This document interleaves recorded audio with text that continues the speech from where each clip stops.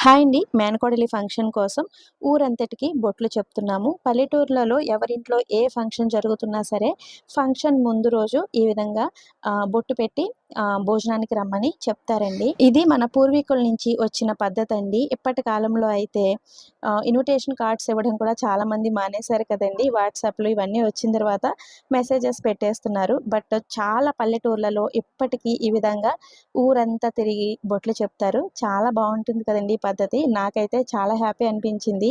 ఇది చిన్నప్పుడు మా సొంత ఊరనమాట. మేము పుట్టిన ఊరండి.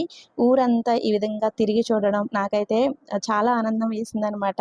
ఇది ఒకప్పటి మా ఊరి నీళ్ళ చెరువండి. మా చిన్నప్పుడు అమ్మ ఈ చెరువు దగ్గరకొచ్చి వాటర్ తీసుకొచ్చేది. నేనిక్కడ థర్డ్ క్లాస్ వరకు చదువుకున్నానండి. అండ్ చాలా ఇయర్స్ తర్వాత మళ్ళీ నేను ఈ ఊరంతా తిరిగి చూడటం నాకైతే చాలా చాలా హ్యాపీ అనిపించింది. ఎంతైనా పల్లెటూరి పద్ధతులు బావుంటాయి కదండీ! ఈ విధంగా బ్యాండ్‌తో ఊరంతా తిరిగి బొట్లు చెప్పాము. ఇంకా ఇంటికి వెళ్ళేసరికి పిన్ని వాళ్ళు డ్రింకులు రెడీ చేశారనమాట. ఎవరైతే ఊరంతా తిరిగి బొట్లు చెప్పి వచ్చారో అందరికీ డ్రింకులు ఇచ్చారు. ఇంకిక్కడ రిలాక్స్‌డ్‌గా కూర్చొని డ్రింక్ తాగుతున్నాం. ఈ చిన్ని మినీ వ్లాగ్ నచ్చితే లైక్ ఇచ్చి చూడడం మర్చిపోవద్దు ఫ్రెండ్స్.